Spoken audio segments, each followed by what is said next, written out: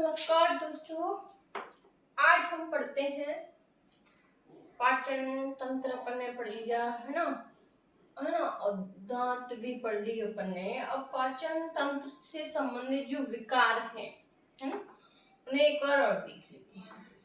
अब पाचन तंत्र में जो विकार उत्पन्न होते हैं वो होते कैसे हैं, क्यों हैं? तो पाचन तंत्र में जो एंजाइम होते हैं, उनके एंजाइम के स्रावण की अनियमितता से और रोगाणुओं के संक्रमण से, जब एंजाइम या तो ज्यादा निकले या कम निकले, या फिर किसी रोगाणु के द्वारा, बैक्टीरिया वायरस के द्वारा संक्रमण से क्या होता है, कई विकार उत्पन्न हो जाते हैं पाचन तंत्र में, जो निम्न प्रकार है। पहला है आंत्र नलिका शोध। आंत्र नलिका शोध में क्या होता है, ये जो आंत होती है वो फीताकृमि या गोलकृमि, सूत्रकृमि, पिनवर्म आदि के क्या हो जाता है, आदि के कारण संक्रमण हो जाता है आंत में, जिसे कहते हैं आंत्र नलिका शोध। अब पीलिया, इसे तो जानती होंगे सब लोग, है ना। पीलिया या जॉन्डिस, आपने देखा होगा कि पीलिया या जॉन्डिस जब हो जाता है तो आंखें क्या हो जाती है, पीली हो जाती है, नाखून पीले हो जाते हैं, शरीर पीला सा पड़ जाता है ना। तो इसमें क्या होता है, वो पीला क्यों पड़ जाता है, इसमें आरबीसी का अत्यधिक विघटन होता है। ठीक है, आरबीसी के विघटन के कारण यकृत जो होता है वो प्रभावित हो जाता है। आरबीसी के अत्यधिक विघटन के कारण क्या हो जाता है, यकृत जो होता है, लीवर जो होता है, वो हमारा प्रभावित होता है, वो काम करना कम कर देता है। इस रोग में त्वचा, आंखें जो होती हैं, तो फिर वो पित्त वर्ण के जमा होने के कारण, पित्ताशय से जो पित्त रस निकलता है ना, उसमें क्या होते हैं, पित्त वर्णक होते हैं। कौन से, बिलिरुबिन, बिलिवर्डिन, है ना। तो जो पित्त वर्णक के कारण, जमाव के कारण क्या होता है, ये आंखें, त्वचा, नाखून क्या जाते हैं, पीले हो जाते हैं। इसे कहते हैं पीलिया या जॉन्डिस। ठीक है, तो आप स्क्रीनशॉट लीजिए, फिर आगे और देख लेते हैं। वॉमिटिंग है अपनी, है ना, कॉन्स्टिपेशन है और डायरिया है ना, 3-4 डिजीज और उन्हें और देख लेते हैं।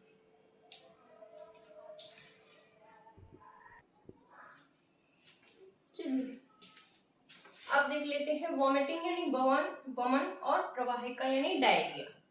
वमन यानी वॉमिटिंग, आमाशय में संग्रहित भोजन का, जो आमाशय में भोजन होता है उसका मुंह के द्वारा बाहर निकलना वॉमिटिंग या वमन कहलाता है। सीधी सी बात है, उल्टी।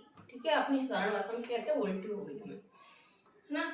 एक प्रतिवर्ती क्रिया होती है जो मस्तिष्क के मेडुला के द्वारा, मेडुला में उपस्थित वमन केंद्र द्वारा नियंत्रित होती है। एक प्रतिवर्ती क्रिया होती है ना, जो मस्तिष्क के मेडुला में वमन केंद्र जो होता है उसके द्वारा नियंत्रित होती है ना। वमन या वॉमिटिंग होने से पहले थोड़ी बेचैनी सी अनुभव होती है ना।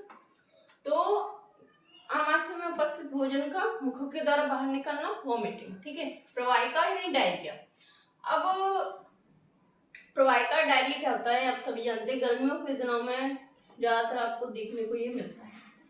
आंत्र में अपसामान्य गति का बार बार होना, ठीक है, और मल का अत्यधिक पतला हो जाना। मल क्या होता है, अत्यधिक पतला हो जाता है, क्यों, क्योंकि भोजन का जो अवशोषण होता है वो क्या होता है, घट जाता है, और जल की अत्यधिक क्षति होती है।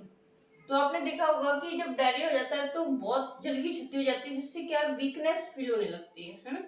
और डायरिया वाले पेशेंट को हॉस्पिटल या कहीं भी ले जाने से पहले उसे ओआरएस घोल पिलाते रहना चाहिए। ओआरएस घोल, जिससे क्या होता है, पानी की पूर्ति होती है, वरना बोतल तो लगती है, हॉस्पिटल भर जाती है ना। गर्मियों के दिनों में डायरिया की बहुत प्रॉब्लम होती है। तो आगे 1-2 और देख लेते हैं, फिर एनसीईआरटी बेस चल रहा है अपना, है ना। तो उसमें जो एक है पीईएम करके, है ना, दे रखा उन्होंने, जो प्रोटीन एनर्जी मालन्यूट्रिशन जो होता है, यानी प्रोटीन की कमी के कारण रोग हो जाते हैं। कौन सी, क्वाशिकर और मेलास्मस, है ना। तो उसे और देख लेते हैं ना। क्वाशियोकर है ना, जैसे नाम है उसका, थोड़ा ऐसा ही पटा सा, तो वो और देख लेते हैं, वो इम्पोर्टेंट है। ज्यादा प्रोटीन से संबंधित जब डिजीज पूछ जाती है किसी भी कॉम्पिटेटिव एग्जाम में, तो मेलास्मस और क्वाशियोकर में से, इनमें से कोई ना कोई क्वेश्चन जरूर आता है ना। तो पहले 1-2 और रह गए इसमें प्रवचन संबंधी भी था, फिर उसे पीएम को पढ़ लेते हैं। ठीक है,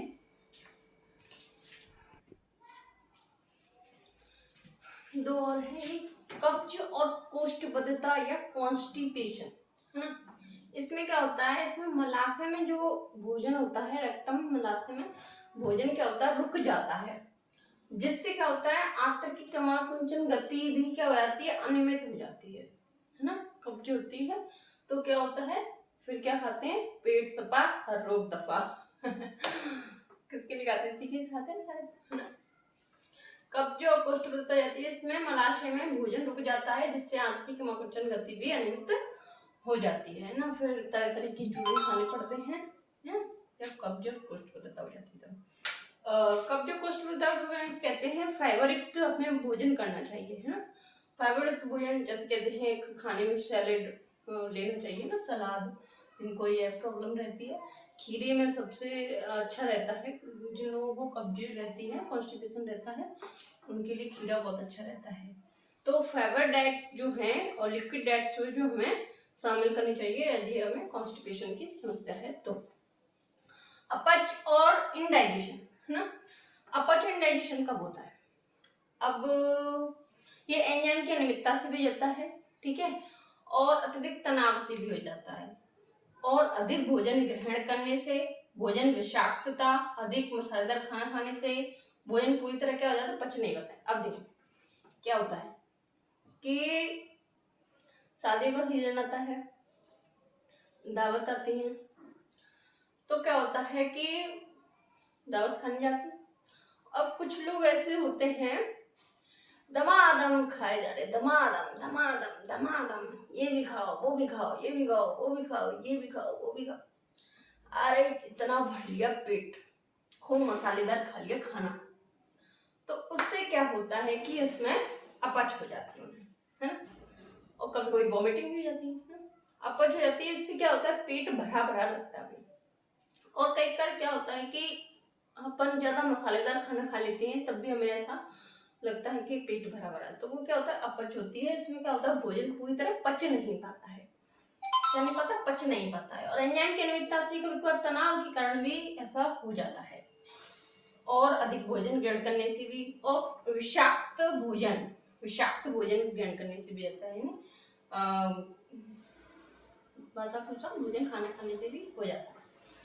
तो मसालेदार खाना थोड़ा कम खाना चाहिए। बहुत से लोग होते हैं ना, जिन्हें जो बिना, एक टाइम तो उन्हें मार्केट का ही खाना है, एक टाइम घर बन गया तो दूसरा टाइम उन्हें मार्केट में ही खाना है, और मार्केट का खाना होता है तला भुना ना, तो उससे क्या होता है, हम लोगों को अपच की प्रॉब्लम जाता है, फिर वो आके घर पे आके वॉमिटिंग करते हैं। ज्यादा गर्मियों के टाइम में देखा जाता है, ज्यादा मसालेदार खाना, बाहर का खाना खा लेते हैं तो हमें वॉमिटिंग, अपच, है ना, एसिडिटी, बहुत सारी प्रॉब्लम्स है, इसी वजह से होती है। तो ये हो गए पाचन तंत्र के विकार कंप्लीट, ठीक है। अपन पीएम और देख लेते हैं, है ना। इसमें क्वाशियोरकर और मेरास्मस है, जो प्रोटीन से संबंधित रोग होता है, ठीक है।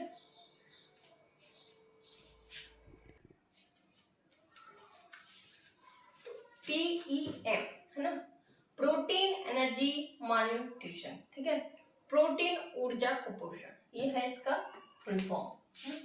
एनसीईआरटी की बुक में दे रखा है, ठीक है, एनसीईआरटी को बेस मानकर ही हम चल रहे हैं, है ना। तो पीए प्रोटीन एनर्जी मालन्यूट्रिशन या प्रोटीन ऊर्जा कुपोषण, है ना। तो कभी कभार पीईएम की फुल फॉर्म भी आ सकती है, वैसे ज्यादातर अभी देखी नहीं गई है। अभी यही पूछते हैं कि प्रोटीन के कारण निम्न में से कौन सा रोग होता है। 3 ऑप्शन ऐसे होते हैं जो अन्य किसी कारण होते हैं, और इनमें से क्वाशियोरकर या फिर मेरास्मस में से एक आ जाता है ऑप्शन में, तो फिर वही सही होता है। अब किसे होते हैं ये, शिशु और बच्चों में होते हैं, यानी 1 साल से कम कम के बच्चों में, और 1 साल से अधिक के, 1 से 3 साल तक के में भी होते हैं, उनमें होते हैं, और 1 साल से कम के में होते हैं ना। तो छोटे बच्चों में ज्यादा देखी जाती है ना। क्यों होते हैं, प्रोटीन और कैलोरी की कमी के कारण होता है, ठीक है। रोग का नाम क्वाशियोरकर और मेरास्मस, क्वाशियोरकर और मेरास्मस, है ना। इतनी बात आ रही समझ में। इसमें क्या होता है, प्रोटीन और ऊर्जा की क्या हो जाती है, कमी हो जाती है, जिससे इसमें बच्चों में क्या होता है, कभी तो तुमने देखे होंगे, छोटे बच्चे देखे होंगे, कुछ का तो पेट मोटा हो जाता है कि नहीं हो जाता, और कुछ में क्या होता है, कुछ में देखा होगा तुमने एकदम उसकी पसलियां, एक एक हड्डियां तुम गिन लो, इतने पतले हो जाते हैं बच्चे, है ना। ऐसा होता क्यों है ना। ज्यादातर ऐसा कुछ देशों में देखा गया है, जैसे एशिया के दक्षिण दक्षिण पूर्व देशों में, अफ्रीका के कुछ देशों में, है ना, और इथोपिया इथोपिया में भी कुछ सूखा अकाल पड़ा था उस टाइम में। बांग्लादेश में अभी 80 के दशक में ऐसा जी रोग देखने को ज्यादातर मिला है। किसके कारण होता है ये, कभी कभार क्या होता है कि अकाल पड़ जाता है, सूखा पड़ जाता है ना, तो वहां पर क्या होता है कि प्रोटीन की उपलब्धता नहीं हो पाती, कैलोरी की और भोजन की अच्छे से, तो इस कारण हो जाता है। और कभी कभार इस कारण भी हो जाता है कि जो माँ होती हैं वो बच्चों को जल्दी ही दूध पिलाना बंद कर देती है ना, फिगर मेंटेन करने के चक्कर में बच्चों को दूध ही नहीं पिलाते, ठीक, तो उस कारण भी हो जाता है। और दूध पिला ही नहीं रही है, ऊपर से फिर उसे प्रोटीन युक्त खाना भी नहीं दिया जा रहा बच्चे को, इस कारण भी ऐसा देखने को मिलता है ना। प्रोटीन युक्त डाइट उसको प्रॉपर नहीं दी जाती है बच्चे को, और माँ का दूध भी नहीं दिया जा रहा। अब इसके भी कई कारण होते हैं, क्यों नहीं दे पाते। कई कारण क्या होता है, गर्भ धारण के कारण, एक बच्चा छोटा है और जल्दी ही गर्भ धारण हो गया, या फिर दूसरा बच्चा पैदा हो गया, अभी पहला बच्चा बहुत छोटा है, उनमें जो एज का गैप है वो बहुत कम है ना, वो 1 साल का भी नहीं हुआ जब तक दूसरा ले लो। अब हो गया तो फिर उस पर ध्यान नहीं दिया जा रहा है ना, तो उस पर ध्यान नहीं दिया जाएगा, ना तो उसे दूध पिलाया जा रहा है, ना उसे देखभाल अच्छे से की जा रही है, ना उसे प्रोटीन युक्त खाना दिया जा रहा है, तो उस कारण सही से देखभाल ना करने के कारण भी ऐसा बच्चों में देखा जाता है, ऐसे रोग देखा जाता है। तो तभी तो कहते हैं बच्चों में थोड़ा गैप होना चाहिए, जिससे हम पहले बच्चे पर प्रॉपर ध्यान दे सकें, है ना। चलो आगे देखते हैं, ये मेरास्मस ऑफ क्वाशियोरकर, इसको डिटेल में देखते हैं, है ना।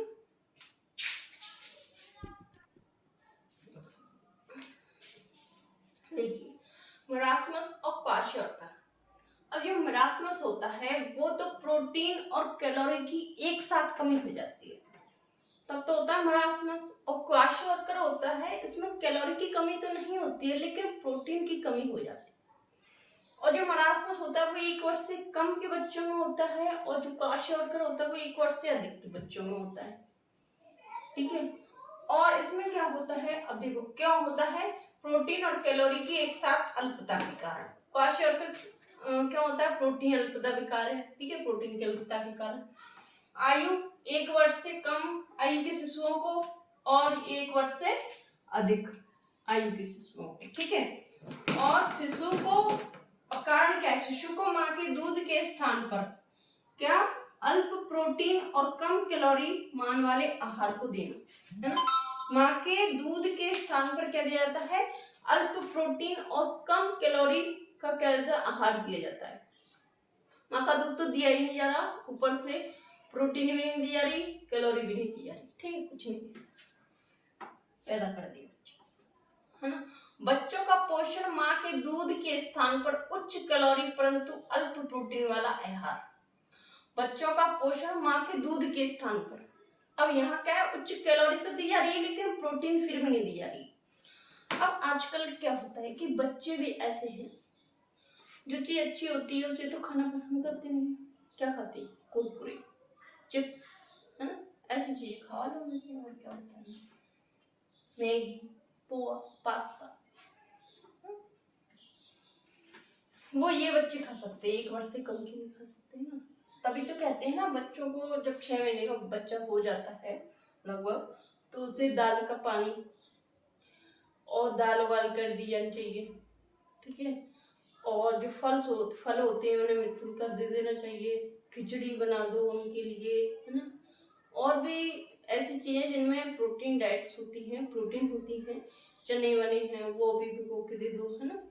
तो उनसे क्या है कि प्रोटीन की क्या होती है, पूर्ति होती रहती है, लेकिन कुछ नहीं। तो मरासमस में क्या होता है, शिशु को माँ के दूध के स्थान पर अल्प कैलोरी और अल्प प्रोटीन वाला आहार दिया जाता है, और इसमें बच्चे को प्रोटीन नहीं दी जाती लेकिन जो कैलोरी, उच्च कैलोरी युक्त आहार दिया जाता है। इसमें देखा होगा जो क्वाशोर्कर होते हैं उनमें बच्चों का पेट मोटा हो जाता है ना, बाहर निकला होता है, तो ये समझ लो वो क्वाशोर्कर है। और जिसमें हड्डी पसली एक एक गिन सकते हो, कुछ भी कुछ नहीं निकलना उनका, हड्डी पसली एक एक गिन लो पसली उनकी जो होती है। तो आगे से पीछे तक उनकी जो वो होती है ना पसलियां, वो 5-12 रिप्स तुम गिन सकते हो। 12 जो रिप्स होती है ना अपनी, 12 पसलियां, 12 जोड़ी, उन 12 को आप गिन सकते हो, इतने पतले होते हो, है ना। तो मरासमस और क्वाशोर्कर, ठीक है। आगे और देख लेते हैं थोड़ा सा।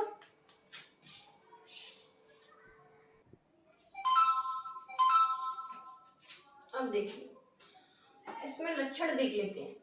जो मेरास्मस होता है इसमें अब बच्चा कुछ खाए नहीं, प्रोटीन नहीं है, कैलोरी नहीं है, कुछ भी नहीं है, मक्खन दूध भी नहीं दिया जा रहा, तो क्या होगा, वृद्धि मंद होगी, शरीर अत्यंत कृशकाय शरीर होगा, देखने में थोड़ा लगेगा, हाथ पैर अत्यंत पतले होंगे, है ना, त्वचा शुष्क पतली झुर्रीदार होगी, है ना, शरीर में कुछ है ही नहीं है तो झुर्रीदार होगी।